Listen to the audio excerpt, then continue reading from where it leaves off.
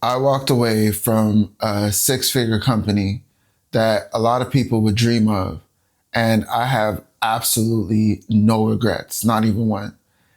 And today I want to talk to you about why I quit my job. And if you're at this place in your life, I think that it's something that's going to help you see things in a different light and maybe give you that push to take that action or give you that push to reconsider so that maybe it's something that you do in the future and not immediately. And to cut a long story short, I believe in myself more than anybody else could. And I also know myself better than anybody else could, especially a corporate company. So let's get into the nitty gritty on what happened. And if you're living this situation, I hope that you can listen to it and understand that there's always another way. There's always another option. And you should never feel like you're forced or stuck in anything because this life is infinite and there will always be a way. So let's talk about why I quit my job. I technically quit my job voluntarily, but once I start telling you the story and once we start getting into it, you could be the judge of what exactly happened and what you would have done in my position.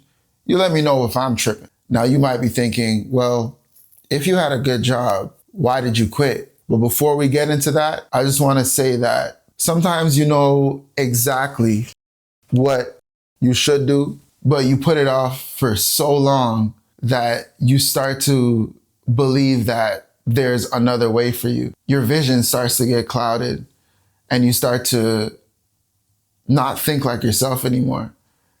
And I feel like when you get to that point, you need to pull back as fast as possible.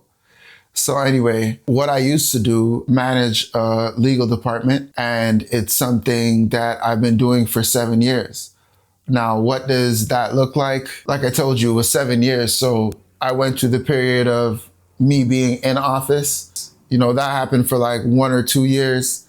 And then in the second year, it was COVID. So I started in 2018 and then COVID happened in 2020. And in 2020, they decided, listen, everybody go home until we figure out what's happening with this whole situation. But the thing that was different with the company that I used to work for is that they decided that not only are they sending everybody home, but they're closing all of the offices that they own. So it's like they're kicking you out of the house and they're burning the house too. So there wasn't no chance that we'd be going back in office. I know a lot of people that work from home right now have the fear of like, oh, you know, one day I might go back to the office. Anyways, long story short, I was working from home after the second year of working for that company. And, you know, my regular day was logging in, handling legal files, going back and forth with a company, with businesses. And I was kind of like the middleman. And this is something that I like to do. This is something that I'm very proficient at. I'm proficient at speaking. I'm proficient at explaining. I'm proficient at understanding someone's perspective so that there could be a mutual agreement. Now, here's the reason that I quit. I quit because I knew that it wasn't for me. I knew that this structure wasn't supposed to be something that is long term. I knew that the reason that I got this job and the purpose that it was supposed to serve was already served. I knew that time passing wasn't going to work in my favor. And it just so happened that there were so many things that just kept adding to that reality. And it's so crazy because when God has a direction for you, whether you like it or not, like, you're gonna have to follow it, right? Like I was planning on staying there for a longer period of time.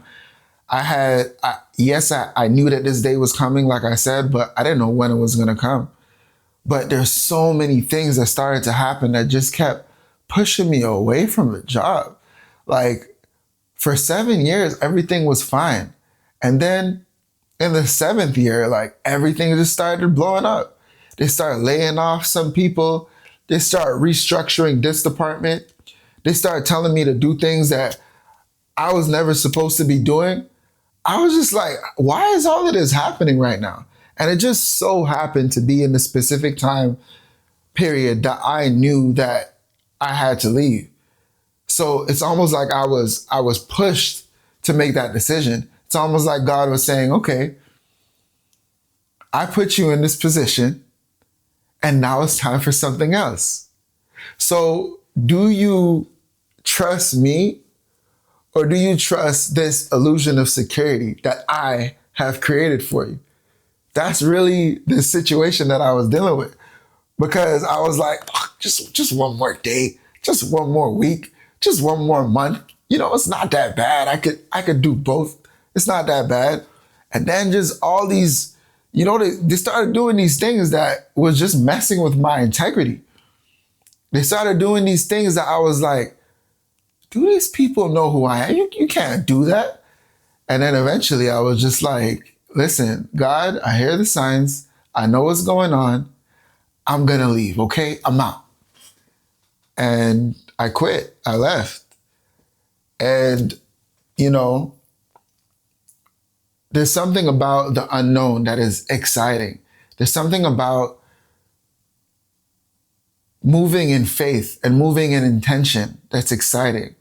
Because up until this point in my life, that's what I've been doing. Sorry, that's my alarm. Up until this point in my life, I've been moving in faith. That's what I've been doing. I've been moving with intention, and everything has been working out. But after getting these, we'll call them golden shackles, I started to feel like, oh, like I'm good. Like it's fine. Like, you know, all these people are going through what they're going through. I'm good. Like, you know, I'm fine. But then God is telling me like, bro, this is not the end, bro. This is not the end of the road, bro. We have a plan. Stick to the plan. Let's go. And, you know, when God speaks, when the universe speaks, you just got to listen. And this is where we are today. So if you're at a place in your life where nothing is making sense anymore, you're at a place in life where things just don't feel as natural as they once did. You're talking to your coworkers and, you know, the vibe is off. It starts to become toxic. Everything just seems like toxic. You just feel like you're doing yourself a disservice for being in that place. If it starts to become like that, then you know, like, it's time to go. And just imagine the mind, I don't want to curse, the mind that you must be doing to yourself to be waking up every single morning and not even feeling like waking up, not even feeling like logging in and doing something. You're literally blocking out 8 hours of your day. Like it's like you're giving up your life for 8 hours of your day just to become back conscious when work is done. You're selling yourself. You know, they have this concept of selling your soul, and they always associate it to like famous people, to people that are like in Hollywood and stuff like that. But think about it in your life. When we say people have sold their soul, sometimes, I don't know, some people believe that it's like literally like they're making some type of deal and they're writing a contract and their soul comes out, something like that. But, you know, for other people, selling your soul is like you're no longer operating as who you are meant to be. You're no longer operating with your own will. You're no longer operating as the person that, you know, you came on this earth to be. You're moving against the order. You're moving against your core. That's what we associate with selling your soul. Now think about you working at your 9 to 5. A lot of times, the same people, we're accusing these Hollywood people of selling their soul, but what are you doing? You're doing things that you don't want to do. You're waking up and you're dreading waking up. You know, you're blinding yourself. You're walking with blinders, just trying to make it through the day. saying things and speaking in a tone that you don't even like. You're speaking in this tone that you don't even like. If you heard yourself speak, you'd be like, yo, what a lame, right? You're speaking like that. You're no longer even you. So really reevaluate what you consider selling your soul, because maybe you sold your soul to this idea. Maybe you sold your soul to this perspective, but it's not you. Maybe it's time to quit.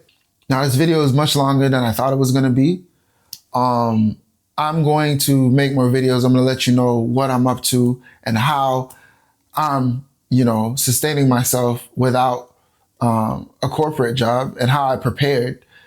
This entire channel prior was more advice that I was giving, etc. But going forward is going to be more about my journey and how moving with intention and moving with faith and being really smart about who you're with, what you're doing, how you're doing it can really propel you towards a future that you can actually look at and be like, wow, this is a beautiful life. You could wake up in the morning and be like, wow, I live a beautiful life. If you're stuck in a job that you hate, ask yourself this question: is a paycheck really worth your sanity?